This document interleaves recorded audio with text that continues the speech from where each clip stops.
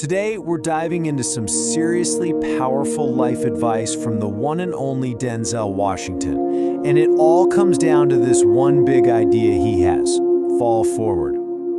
So, Denzel starts with this incredible quote from Nelson Mandela, and it really just sets the tone for everything he's about to say. The core message: if you want to live a life that's actually worth something, a life you're capable of living, you've got to take risks.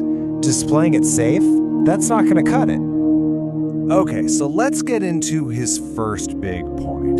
This is all about a major mindset shift, right? It's about changing how we think about taking risks and what we're actually capable of.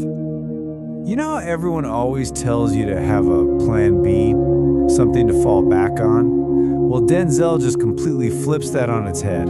He says, no. If you're gonna fall forward. Aim for your goal. Because think about it, at least that way you can see what you're gonna hit. Even when you fail, you're still moving in the right direction, learning from what's right there in front of you. And he has this perfect metaphor for it: the 9-dot puzzle. You've probably seen it, right?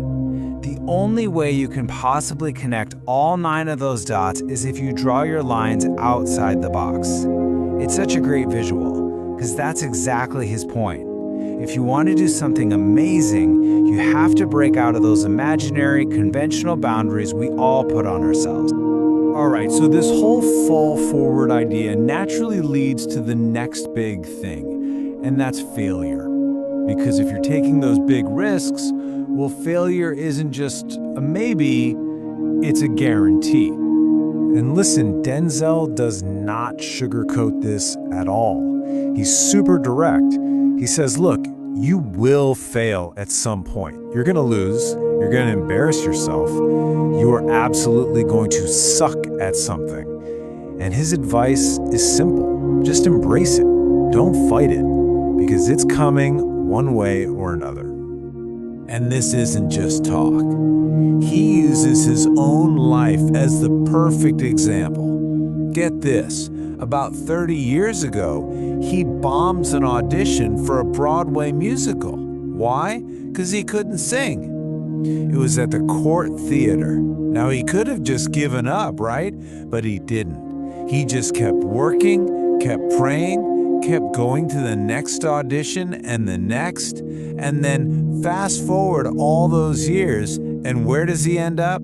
Starring in the play Fences on Broadway at the very same Court Theater. I mean, what a story! That's what perseverance looks like. So the big takeaway here is that failing doesn't mean you're not good enough. Not at all. In fact, it's the opposite. It's proof that you're even trying. It means you're in the game. You're in the arena, pushing yourself to the limit. If you're not failing, you're probably not trying hard enough. Okay, so all this talk about persistence leads us to the next really important idea, and that's the difference between having a dream and actually setting a goal. It's such a simple line, but it's so true. Dreams without goals, they're just dreams. They're just wishes floating around in your head. It's the plan, the discipline, the day in, day out work. That's what turns a fuzzy dream into a real, achievable goal. And Denzel has some great examples to back this up. So let's talk about Reggie Jackson, the baseball legend. The guy struck out 2,600 times. 2,600. That is the most strikeouts in the entire history of the sport. But does anyone ever talk about that? No. We remember the home runs, right? Mr. October. His success was literally built on a mountain of failures. Every single one of those strikeouts was just a step on the way to hitting it out of the park. Or here's another one. Thomas Edison. We all know him, right?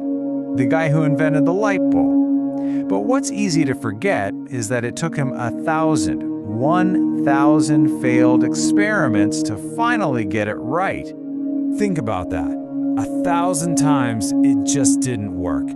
But that 1,001st try, that was the one. That was the light bulb. So every single one of those failures wasn't really a failure, was it? It was just a necessary step to creating something that literally changed the world. So this all builds to his final and maybe his most important point. After all this striving, all this failing forward, what's it all for? What's the ultimate purpose? And to answer that, he shares this really personal story. It's March 27th, 1975. He's kind of at a low point, just working in his mom's beauty shop, and this woman there gives him a prophecy. She looks at him and says, "You are going to travel the world and speak to millions of people." And years later, it hit him. Through his acting, through his work, that's exactly what he's done. He realized his life was about something much bigger than just having a career. So the challenge he leaves us with isn't about chasing money or fame. It's about asking yourself a much deeper question. What are you going to do with what you have? And he's not just talking about money. He's talking about your time, your talent, your prayers, your treasures, your patience, your kindness, your love.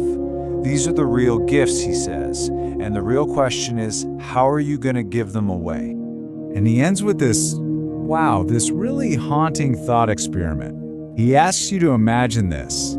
You're at the end of your life, lying on your deathbed, and all around you are these ghosts. But they're not just any ghosts. They're the ghosts of your unfulfilled potential, the ideas you never pursued, the talents you never used. And they're hovering around you, and they're angry. They're saying, "We came to you. Only you could have given us life, and now we have to die with you." Man, that is a powerful image. It's this stark, urgent reminder to just live, to not leave anything on the table. So the question he leaves hanging in the air for all of us is, what are you going to do, starting right now, to make sure those ghosts never show up at your bedside?